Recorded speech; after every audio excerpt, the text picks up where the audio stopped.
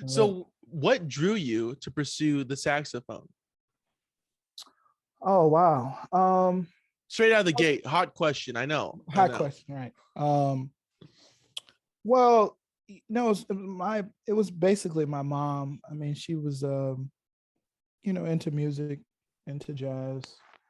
I'm originally from Buffalo, New York, home of Grover Washington Jr., Junie Booth, Charles Gale, Annie DeFranco, the Goo Goo Dolls. The list goes on and on. And so this is just a hodgepodge of many different musical genres. And she saw I had a love for music, and then that basically was it. I started up the clarinet at 9, and then eventually moved on to the alto sax when I was 12, and eventually played tenor because the band leader needed tenor players because they graduated, and then that was it. I mean, I fell in love with it at a young age. You're off and running. Off and running. Buffalo Science Museum during the summers to watch jazz. Also Albright Knox Art Gallery. I got to see a plethora of people, growing up. Bobby Militello, who played with Dave Brubeck and held that position for a while. And then I went to performing arts school, Buffalo Academy for the Visual and Performing Arts from 5th grade to 12th. So a lot of my upbringing and start is very common amongst a lot of different musicians. I mean, that's just a normal kind of trajectory. You play the clarinet, then you go to the sax, so on and so forth. And I just always loved it. So I'm still in a love affair with it. That's good. Yeah, it's still, it's cool. It's fresh. It's still fresh. Which is always nice. Right. If it hadn't been for the saxophone, what do you think would be the second choice? Probably something in the sciences, or an inventor, something along those lines. I was always intrigued with that kind of stuff growing up, and as well as other things like philosophy and literature. So I don't know, probably something along those lines, something in the science field, to keep my interest. But so you were just bound for greatness no matter what path you chose, seems like. Well, I'm a pretty driven person, and that's how I was raised. I think everyone in my family, my uncles and my mom and my dad, everyone's pretty driven and pretty focused. So I think that, I don't know if it's greatness, but definitely like, I'm going to say it's greatness. I said that. I'm taking that on. There's definitely no slackers in my family. So, I think we're all equipped to avoid being slackers. Good. Yeah. Also, a synonym for that is greatness. But anyways, moving on. I'll let you say that. No, yeah. You can quote me on that one. That's okay, me. cool. That's all me. That's you all the way. What musicians have had the greatest impact on the way that you view and make music? If you could just rattle off a few. A few thousand would be nice. A few thousand. Yeah, just a few thousand, not a lot of thousands. Right. I think that wow, that's a heavy question. I'm coming out with the heaters, okay?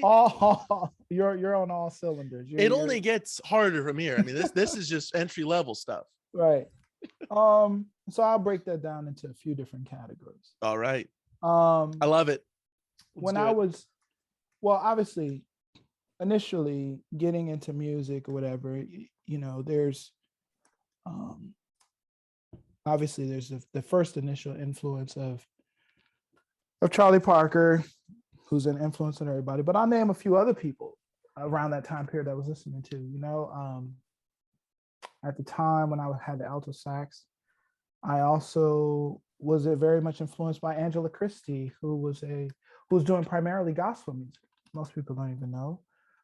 They should know, but they don't know. But because I think, there's this thing where, like, if you play gospel music, you're maybe nowadays thinking about Albert Eiler, and then everyone else is, but that's not necessarily the trajectory. There's other people that existed in the 90s who were just strictly playing gospel music. Angela Christie was one of those people. A group by the name of Allen and Allen. They were popular in like the early 90s. And so then later on, I pick up the sax, tenor sax, but I always first off, I always loved a lot of different saxophone players. I remember I was talking to a friend of mine the other day about this saxophone box set called The Art of the Saxophone, and had everybody on it. It had Zoot Sims, Jerry Mulligan, it had Coleman Hawkins, Lester Young, Art Pepper. It just had a plethora of all of these different artists on 3 CD box set. And I remember just checking it out, Lucky Thompson, and being like, wow, man, there's so many different ways to play the saxophone and sound palette. And now that I'm older, I think I went through a period of thinking about the sound palette of the saxophone. So when I was an undergrad at Howard University, I was thinking, I was into Dexter Gordon. I like Dexter Gordon because of his low register and his overall the vowel sound sounding like an O, like very open, very husky kind of sound. Then I went through a phase of being into Wayne Shorter, and checking out all of that music. And of course, Train. You can't play tenor without examining Train. But then, then I eventually got off of those people, and I was listening to everybody, Tina Brooks, Jimmy Heath, anybody who played saxophone. Eventually, after that phase, I go out to California and I get my master's degree from California Institute of the Arts. And then I'm learning from Wadadalio Smith and Charlie Hayden and Joe LaBarbera. And then at that time of my life, it was a mix between Wardell Gray and Dewey Redman. And then I moved to New York, and then I'm,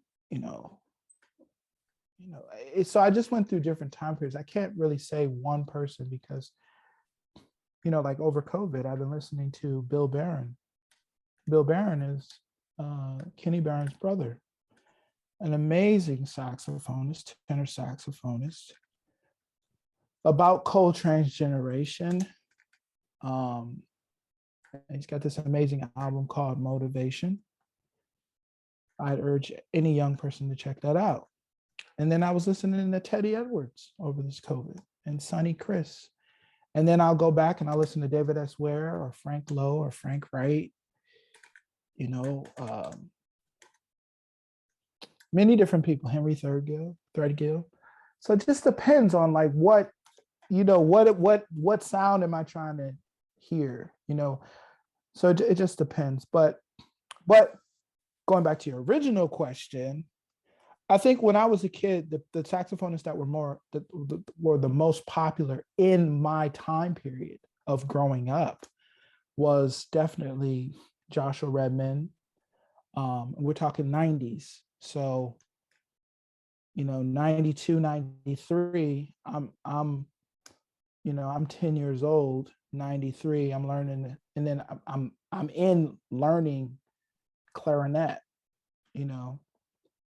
So by the time we hit 95, bam, you're dealing with the Joshua Redmans, the Donald Harrisons, you're dealing with, all these different people, Roy Hargrove, all of these.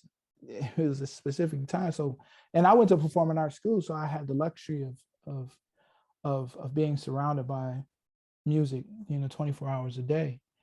And so, and I'm thinking about sound and oral cavity a lot more as I'm older, even related to the palm keys. You listen to the palm keys, well, what kind of sound, do I want like a train sound in those palm key areas?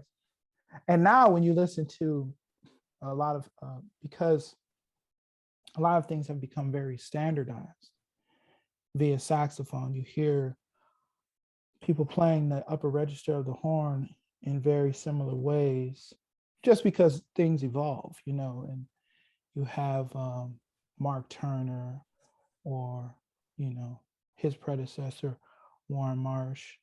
You just have this kind of flexibility now that is providing a specific sound, specific ways of playing. So it just depends. I really do have an appreciation for the whole continuum. But as of late, if you ask me today, who's been the most impactful over the last 2 years of COVID, Bill Barron, without a doubt. He's an amazing musician. I'm going to tell everybody about him. I mean, wow.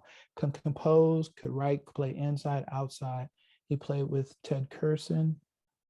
Just a phenomenal musician.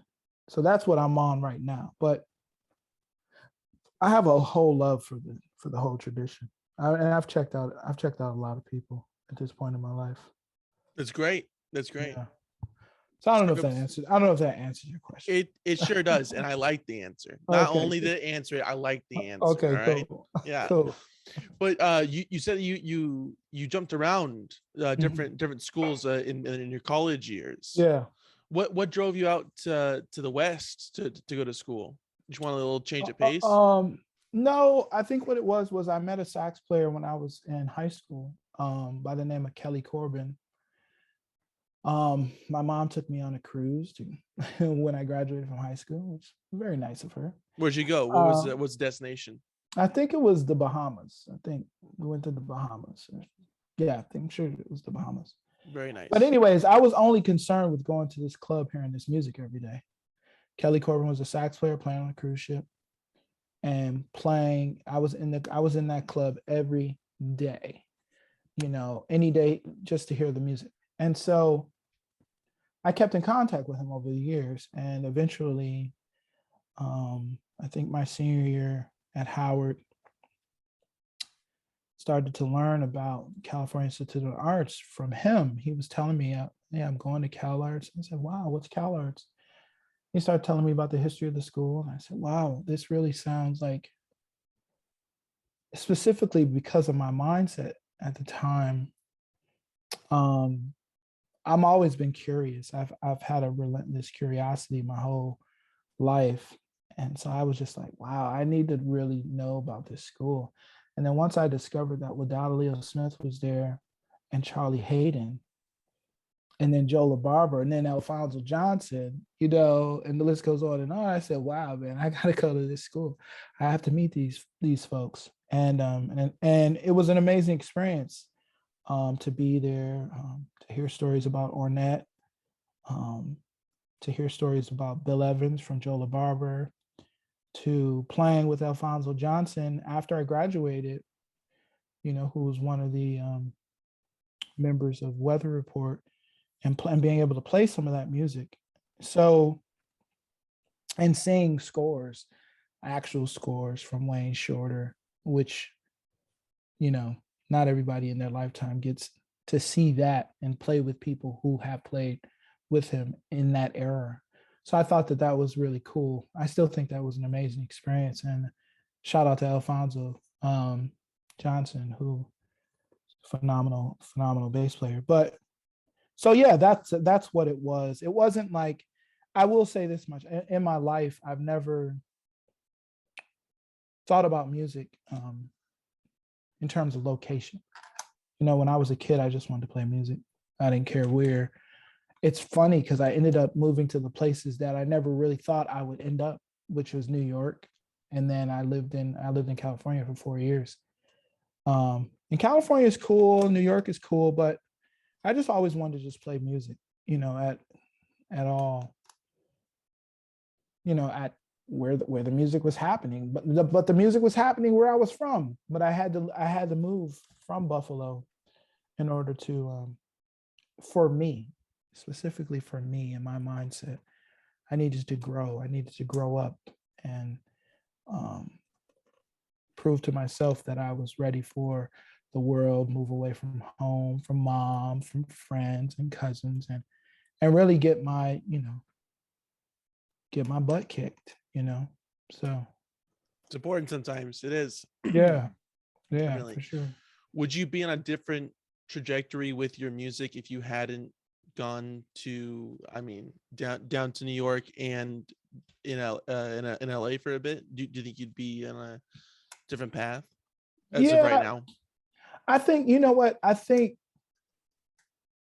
I can't know that for sure, but I tried it, like when I was there was a 2 year, 2.5 year um gap between my time in undergrad and grad school where I was living in Colorado with my dad, who was living in Colorado at the time, trying to figure it out as a young person. I think a lot of young people aren't always afforded the opportunity to figure it out, and that creates anxiety and depression. And, you got to know, and you got to know. And no one's saying, all right, we'll give you a little time to figure it out, And I'm sorry, but I'm from the generation as well that the magical phone calls does not, it wasn't existing, not for, there are a few people in my age range, I'm 38, who got the magical phone call, to go on road with such and such. But overall, this isn't like back in the days. You have to like make space for yourself. I always thought I was going to make it with my friends. Then that didn't happen. And then when I was living in Colorado, I had to figure it out. And I was playing gospel music for 2 years. And I was playing local, I spent 2 years playing at a cancer hospital, just playing standards. And then I would sit in with the big band. So I had a lot of different kinds of gigs I was doing to try to figure out my place. And then eventually, I ended up in California going to grad school. But I don't know. I ended up in New York because I took the advice of people that have really good reputations that know music, and those people were Wadadalio Smith, Matthew Shipp, James Newton. These people, James, you should move to New York. And I was like, all right, I'll see. And then I did it, and there's no looking back. I don't know if the trajectory, I can't say, now with the advancements of the internet and people live streaming, and you can tune into what someone's doing in Wyoming, from your place in New York. So I think the ways to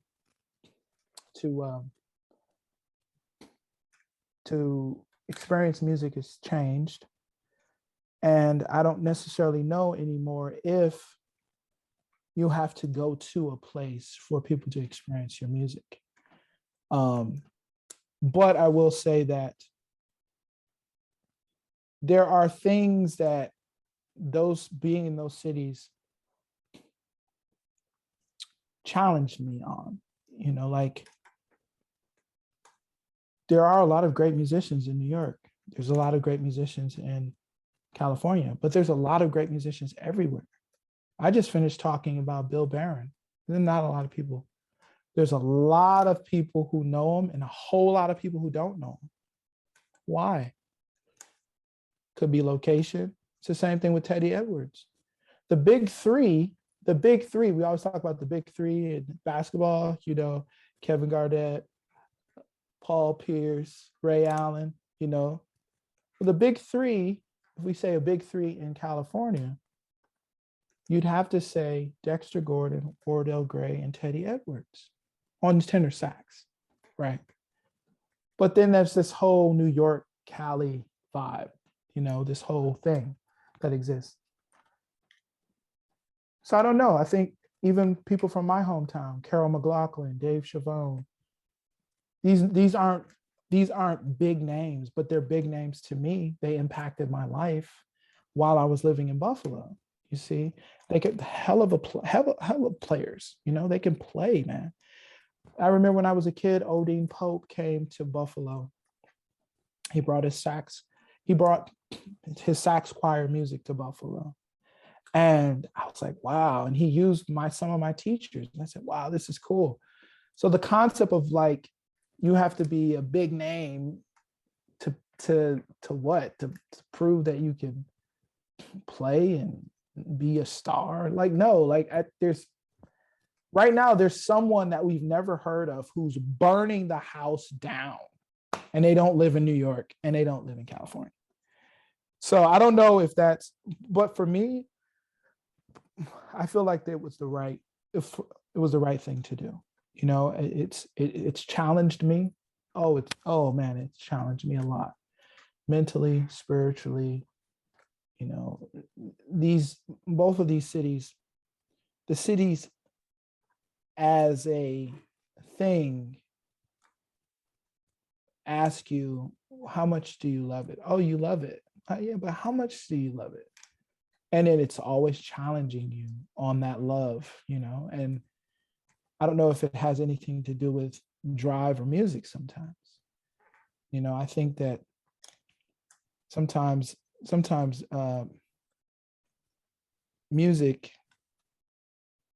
you know, it's not music that requires suffering. It feels like everyone else is requiring that of you, you know, because music itself is beauty. Very true. It's about beauty. So yeah. So you were in a lot of bands throughout. I mean, you said New York, California, Colorado. You were just kind of really moving around, just trying to feel it out. Yeah. And then at what point did you say, okay, I'm gonna start my own project. I'm gonna go out on my own? Well, you know, what's interesting is that I have always had the urge to have a little bit to say. Not a whole lot, just a little bit. Everybody else can have 95%. I'll take my 5. Just let me have my 5. And that's it. All I need is 5%, and I'm going to just work the hell out of my 5. But what sparked my initial interest in thinking that I have a little to say, I don't need a whole lot. And I have to stress that, because the idea of mentorship and elders is important to me. You know, I have elders now that I call, William Parker and Henry Threadgill. I have different people I call. Wadada, I still call him. Different people I call to level set.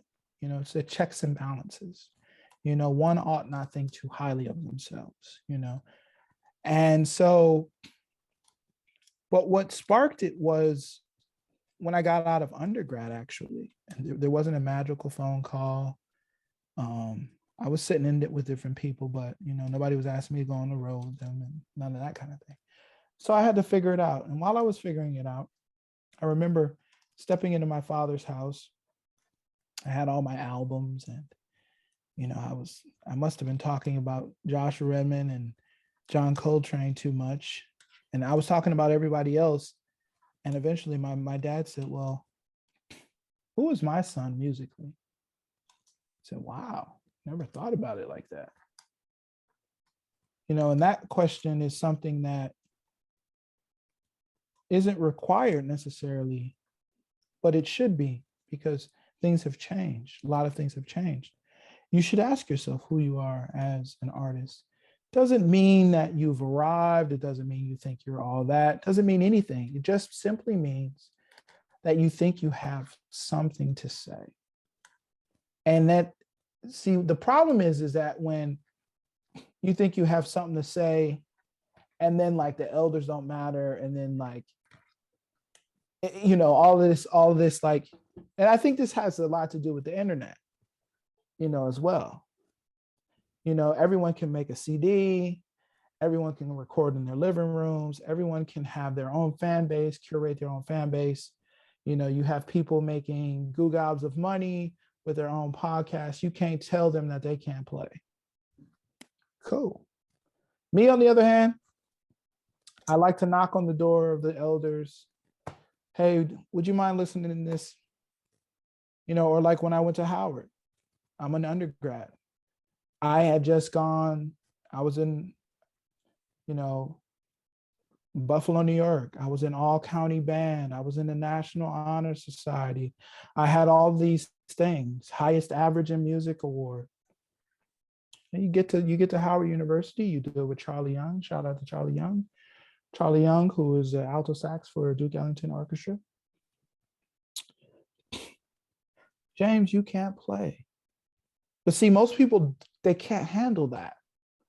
They can't handle you can't play. But I have grit. I'm from Buffalo, man. We're we the underdog always. Josh Allen and the boys. We doing it. Buffalo Bills. That's just our mindset. Snow and grit, and going for what we think we have to say. So, Hungry, anyways, staying hungry. Yeah. Yeah, exactly. Staying hungry. So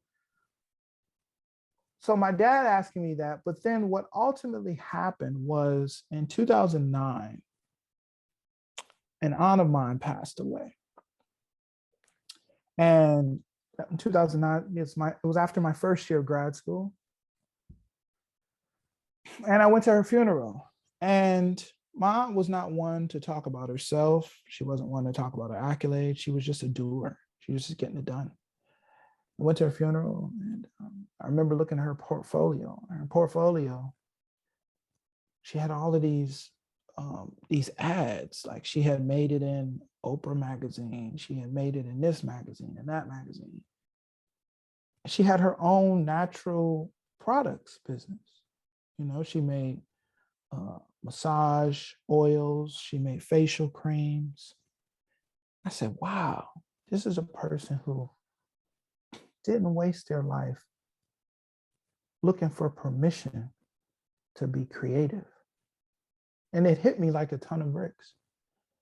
And I said, wow. And I went back the following year, my last year at CalArts.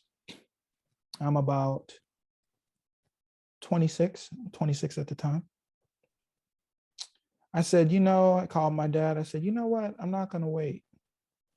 I'm not going to wait till I arrive. I'm going to make my first album. And at that time, I had some gigs. I was gigging with Alphonso Johnson, and then I was, just doing like little R&B jazz gigs in Cali, and, just little gigs here and there. And then, so that's what sparked me believing that I could maybe compose and write for an ensemble. Now, to some people, I did wait. I mean, 26 years old, I waited all the time. I had an undergrad, and I had written some pieces of music in undergrad and stuff like that, and wrote some stuff in grad school, but I never thought I was an artist. And see, there's a difference. I think artistry, when I hear someone say that they're an artist, especially visual artists, what they're talking about is a lifestyle, related to a life that is breathing, it's living. So it's a living thing. You're informed by philosophy, semiology, which is the study of signs and symbols, and all of these different things, molecular biology, all these different interests that I have. I start to find artists that relate to that. That's why I started studying George Washington Carver, because he was, he wasn't just the peanut guy. He was a scientist. He was a musician. He was a painter. This guy was winning competitions for visual art, you see. And a lot of his paintings some of them burned up in a fire, but Tuskegee has a few of his drawings. And so I went on this path of especially when I got to CalArts, everyone had their notebooks, and everyone was interested in philosophy and art and ways of being that was more, you're dealing with Charlie Hayden every day. He's telling you about, a hike he went on and how beautiful that is, and how do you embody that experience, and how do you put that in your music? Or talking to Wadada, and he says, you should go for walks by yourself and map the way you feel as you're on this walk, and then bring that to your instrument.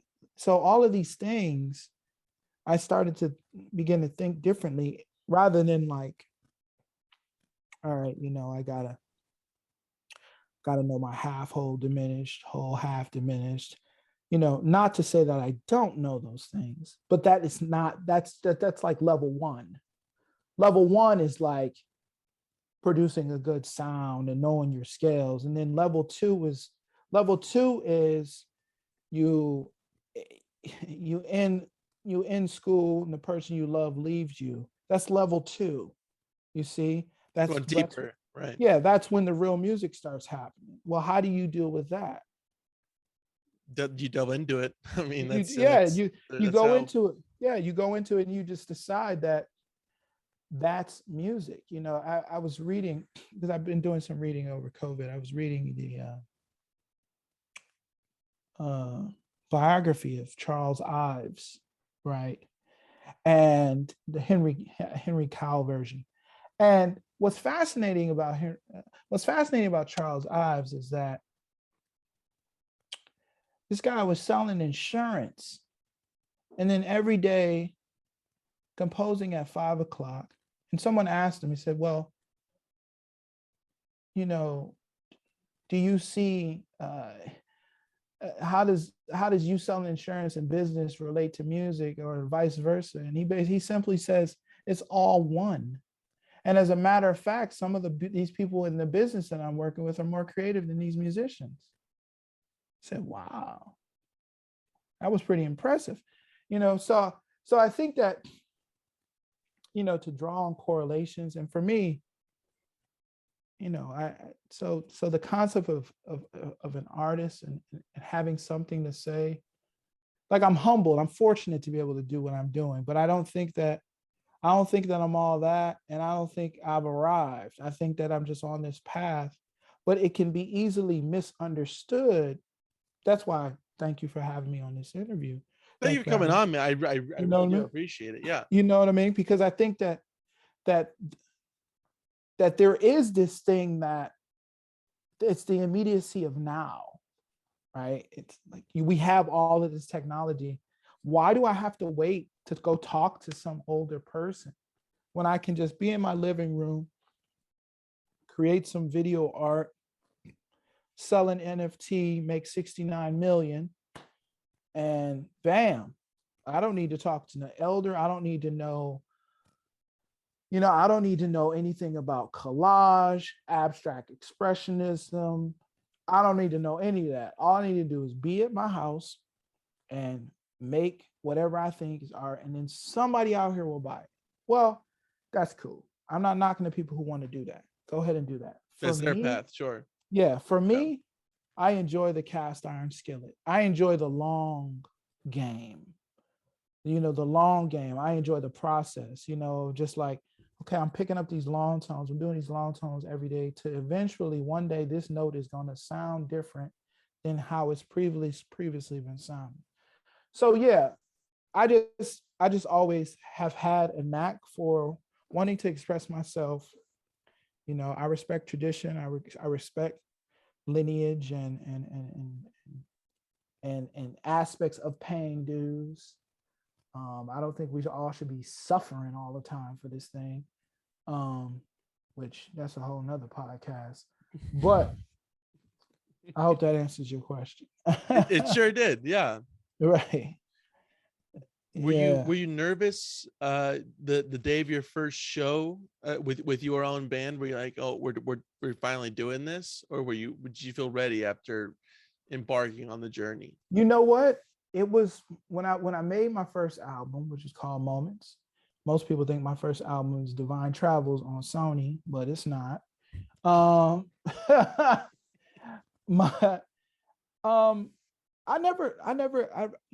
Because I had been playing and performing since I was 9, I think I had reached a point in my life, especially during grad school, where I didn't get nervous anymore. I was just, for me, nerves, the grit of life, the ups, the downs, the denials, what you can't do, those kind of like put logs on the fire of me saying, no, I'm doing this at all cost. So I don't get nervous. I haven't buffalo in you, by the way. That's what that's is. The buffalo, it's like the grit. We never quit, man. we never quit. So that's what time it is on that question. Gotcha. Do Yeah. you prefer to perform with a quintet? Is that like your what you prefer the most, or Oh no, I don't really have any preferences. I think I grow in different ways. Like I have a duo. I think the duo is playing duo with just drums is probably the most challenging thing I ever did. And then playing with drum and bass, you know, every ensemble has a different program. Like when if I'm playing duo, that's just about the challenge of not being able to lean on anything, being the most melodic, creative, in the moment, interesting, keeping it interesting, is always a challenge.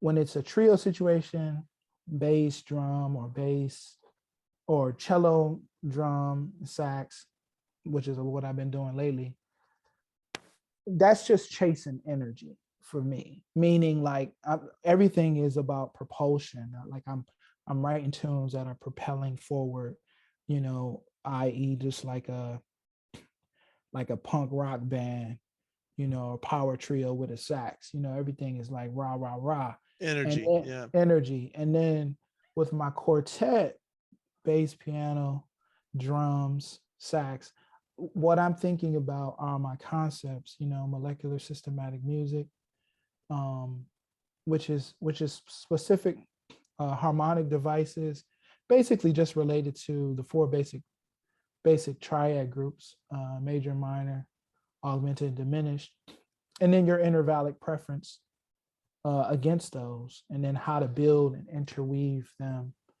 you know, to your liking. It's a whole mapping. So I think Tailoring it, sure. just tailoring it to what you think. And then I have a poetry jazz ensemble that's the whole other thing. So I think every project has different challenges, present different challenges to me. Like when I decided to do another when I decided to introduce piano back into my world view, I hadn't played with a piano player on an album since Moments. And so Moments was 2010, and Molecular came out in 2020. So I had waited 10 years to work with a pianist in that group, in Some that breathing room, formation. if you will. Yeah, I needed some breathing room because you know what? When I met Matthew Shipp, shout out to Matthew Shipp, who, if it wasn't for him, hey, like he introduced me to the scene here in New York. Um, but he told me, he was the person who told me,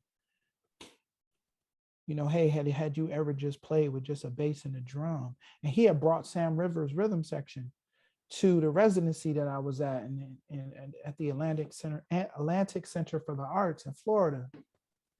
And so, and that freed me, man, harmonically. My melodic line could travel without somebody trying to guide me.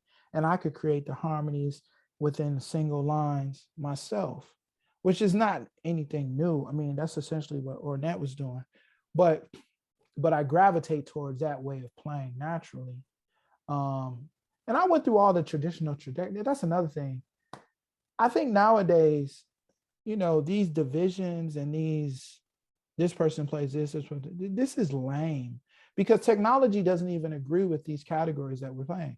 You go on YouTube, music is music. It's not separated out. The jazz is here, the R&B. It's all just on the YouTube. It transcends So, that yeah, old it transcends idea. that old model, And so now it's sort of like, when it's like when someone says, well, can you you know can you play legit or play straight ahead? It's like, well, what are you talking about?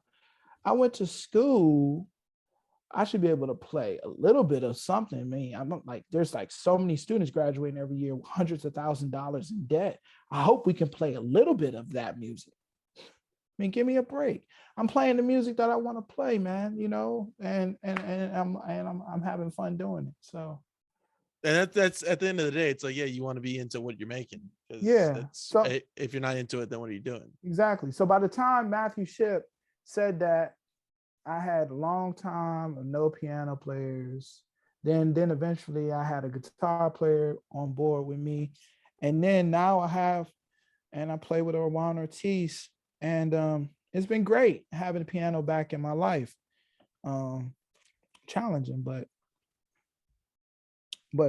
rewarding at the same time. That's awesome. Did it really change the dynamic for you a lot when you incorporated the guitarist into Um, your band? nah, not really, because guitar is just such an amazing instrument as far as energy. And I like that orchestration. You know, I like guitar and sax. You know, I like that Duo. quality. Yeah, that timbre. You know, I like that. I like them together. You know, I like how that sounds. So yeah, it didn't change that much. No. Even working with the piano didn't change my writing that much. It just really emphasized with, you know, like after so many years of like practicing harmony and hearing harmony, I mean, come on, just intuitive at this point in life. You know, you don't have to keep, I mean, harmony is every day. Every day you walking down the street, it's some harmony stuff going outside, you know, if you listening. So Do you look at yourself as like the vessel that encapsulates that and brings it out within music? being a vessel for what? Harmony? For the harmony that is surrounding you constantly, and you're bringing that into music Oh for people to listen yeah. to? I mean, yeah, like I hope so. You know, I don't know what people are thinking about when they're listening to my music, but you know, I think I have just, you know, I feel like sometimes I create in folk music because I rarely write from my horn. All my material is written on the piano. I only wrote one tune on my horn, and it sounds like I wrote it on my horn, which is Helix. But you know, like real fast, up tempo tune. You know, kind of got that break thing that happens, you know, in bebop at the top of the song. You know, this whole thing. So I pull from different genres and different ways of being. You know, that's creative. You know, I like to be creative. So, but I definitely know the tradition. You know, like I listen to it on almost every day. But yeah, man. So Right. I mean, the New York Times quoted you as a saxophonist who embodies and transcends tradition. oh yeah, Is that what you wanted to be perceived as? Is that what you're going for in some of a transcending sense? transcending tradition. Hmm. I don't even like I pondered that statement. I mean, I don't, man, I'm just trying to create what's inside of me before my time on this planet is over. That's Right. it. Yeah. You know, like I don't think anybody, like I think about this sometimes, like, um, you know, I wonder how John Coltrane would feel if he knew that people were using giant steps as a way to test other people's skill set when that was his musical problem and not everybody else's. Right. That was That's like the thing. It's like, oh, can you do this? With the most right. difficult So like so song. like so like when someone says transcending, well, I don't know if it's difficult. You know, what I think it is that learning, it's like how I taught myself how to learn when school was over, right? Whatever connotations you have, it's like over time when someone says, like you might be doing something and someone says, "Are you sad?" I say, "No." "Are you sad?" And they keep asking you, right? And eventually maybe you start getting sad because they keep saying that. It's like over time, like so many people have said, the giant steps is super hard, that by the time you come to class or whatever the situation is, you so intimidated you can't play a lick because you already have this connotation of it's hard, it's difficult. When really The most difficult, the most is the that most, there's it's no the way you can even most, attempt it. right? It's the most everything. And then it's like, it's also it kind of relates to like when people say like there's nothing new under the sun. Well, great. Then we should all pack up. Yeah. Just pack your It's stuff done. up. It's done. It's over. All the music has been created. Stop creating. Stop saying you doing this anything. So I don't know. I don't know if I'm transcending or I don't know what I'm doing. I know I'm being honest. That's what I do know for sure. I'm being honest. And Well, I mean, that's good. Yeah, I'm being honest. I'm being honest with myself. I'll let everybody else decide if I'm transcending. That's funny. That's a funny statement. Yeah. But what is shout out to them. Shout out to the New York Times. They got the narrative right. The narrative is accurate though, as far as like giving props to where I'm from. It was an opportunity for me to shout out some teachers of mine who, like we said about location, wouldn't maybe get the light if it wasn't for that. Yeah, maybe me giving them, that's a way of giving back. Awesome. So I'd like to hear it. When is there a certain threshold you pass through when when you have an idea for a song that's like this can be incorporated at this point? Is there a certain thing that you're like, all right, now I found where it needs to be and this can be added? You know what? That is an interesting question. I think that that's when you have to really be in tune with your intuition. You have to be intuition, meaning gut feeling, meaning that space that is very subtle. It's like the guided hand of your being. Not necessarily the inner critic, because the inner critic could be like, it's never done, but the other voice in your head that's like, okay, this sounds like it should go here.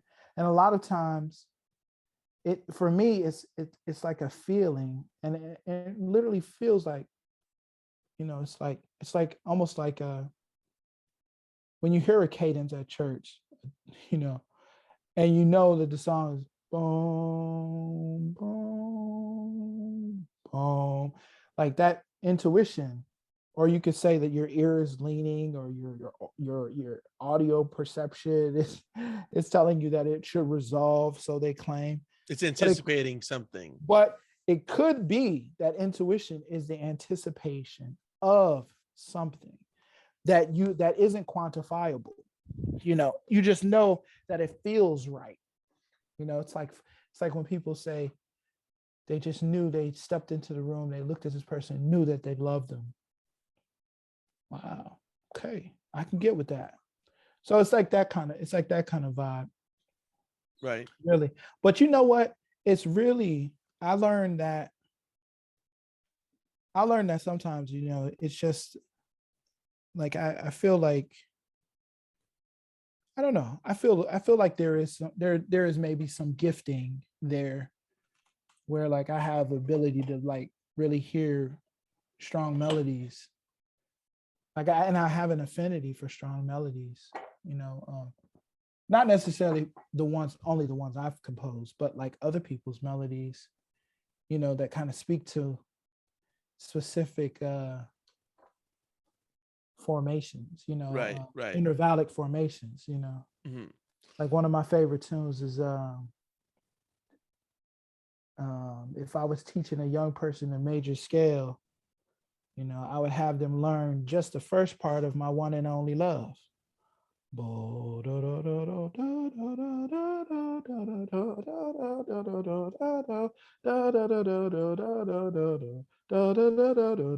I had them go to the next key. You see? Right. So that covers the whole thing. It's a process. It's a process, right? Do you like to jam with other people to kind of flesh out an idea, or is it just mostly solo that you're sitting down at the piano?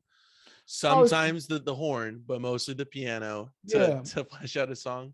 Yeah, about mainly the piano about 99% of the time, and that one tune is the 1%. It's still Um, there though. It still makes it still up. there, It's still there. so prevalent. I think that for me, it's a solo endeavor. Mhm. I do it's just solo because I have certain things that I'm working on, certain things, and I hear all the voices most times. I hear all the voices that you know how I need to orchestrate it. So I don't working with other people is not much of a process for me. That not that like I'm like, oh, it's my idea, but like it's my meditative place. It's the place that I'm just like, I wake up in the morning, I compose. I try to compose every day, and you know, some ideas work, some don't, but most of the time when they work, they strike me in a certain way. Especially if I play it. Like repetition is huge in my artistic practice.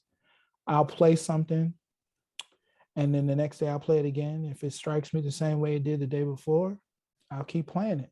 And that's how I am with mixes. When I'm mixing my records, sitting down with the engineer, is I'll play the versions over and over again. And if they don't make me feel the same way every time I listen to them, then it might not be good. Might not be a good song. I do that a lot with songs. Is that like I'll play different iterations. Is this something? I don't know. It's not really striking me. And then either I'll take a break or I'll come back to it. So yeah. In terms of repetition, how often does improvisation play a role within the music that you create?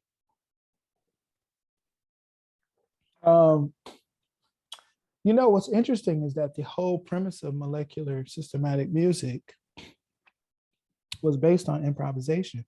I was studying my recordings. I used to record myself a lot to listen to what I was coming up with.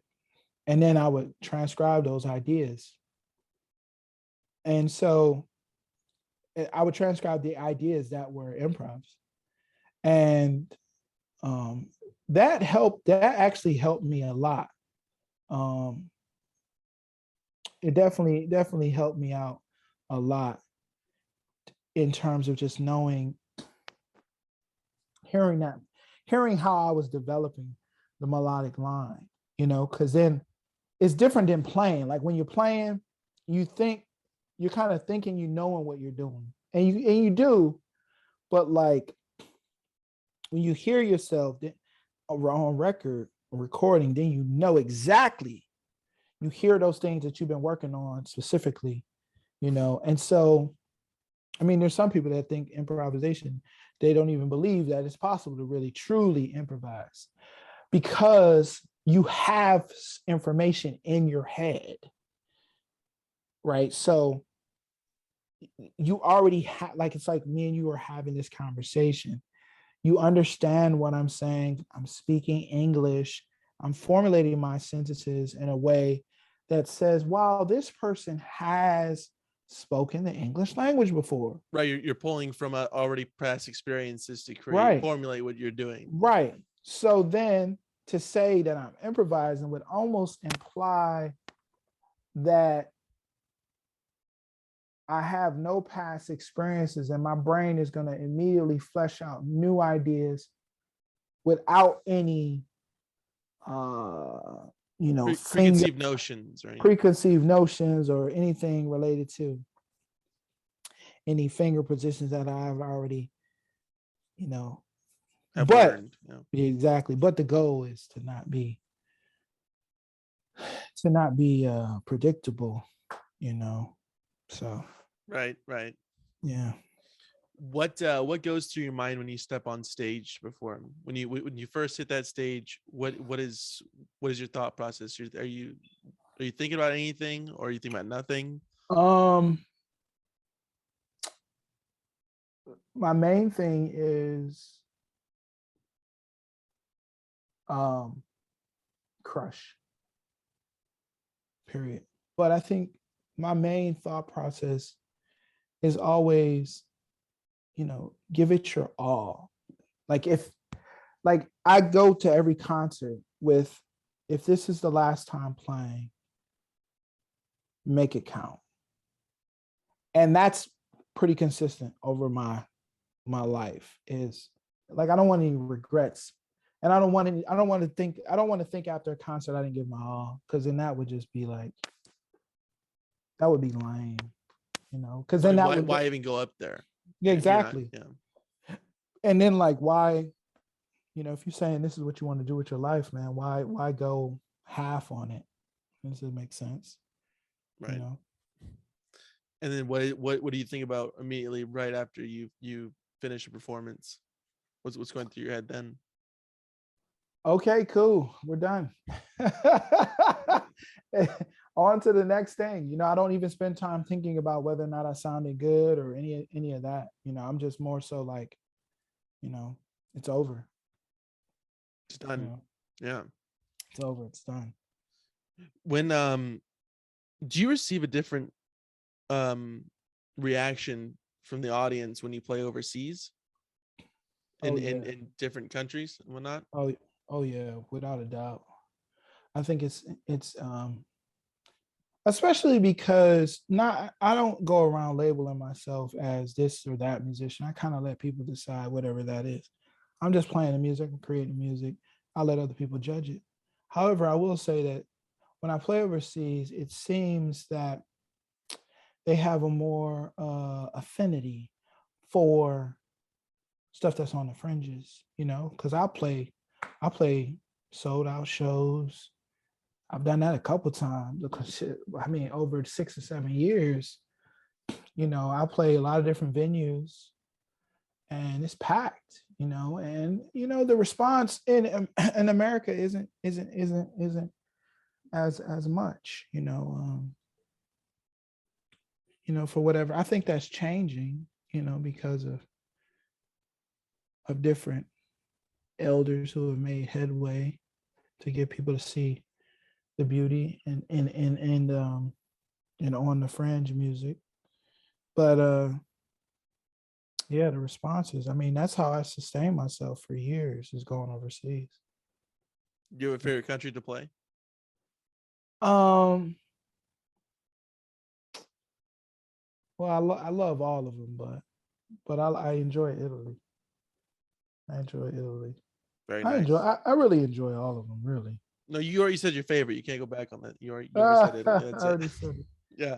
All right. Do you feel like you explore different ideas every album that you put out? Are you trying to explore different avenues? Oh yeah, every album is a different thing altogether, harmonically, arrangements. I even think about entrances, like I think Jessup Wagon is the first album that I ever started with just solo sax. Starts off with solo sax. That was intentional. Because I think about it, after 10 albums, they all got to sound different. They have to, like, I'm not into making the same album over and over and over again. No, that won't ever happen in life. Maybe when I get old, I'll start making the same album over and over again, but I'm not into that. They all have to sound different. That's a requirement. That's my own personal requirement. They all have to sound different. Keep it fresh, as we said before. Gotta keep it fresh. Gotta keep it more than fresh.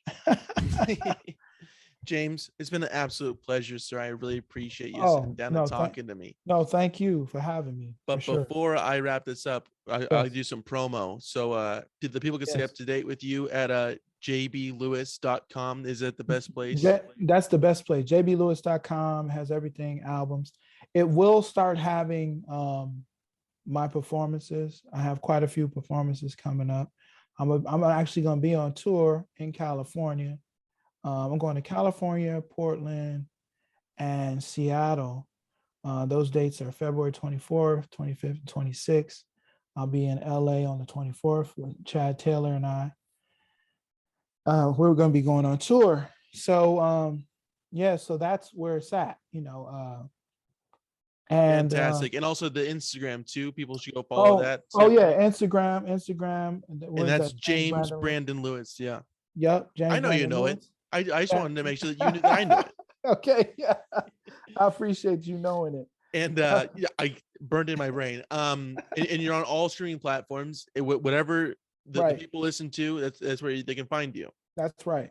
That's right. Awesome. And they can go support you by buying your actual physical copies of stuff at jamesbrandonlewis.bandcamp.com, right? Is that the best place? That's correct. That is the best place. That All is right. the best place. And that's where you should go to find them. James, Exactly. thank you so much, sir. I No, really thank you. appreciate you. Thank you for Thank coming you. on. All right, I'm gonna stop right. recording this. I'll talk to you in a minute. All right, cool. Thank you, sir.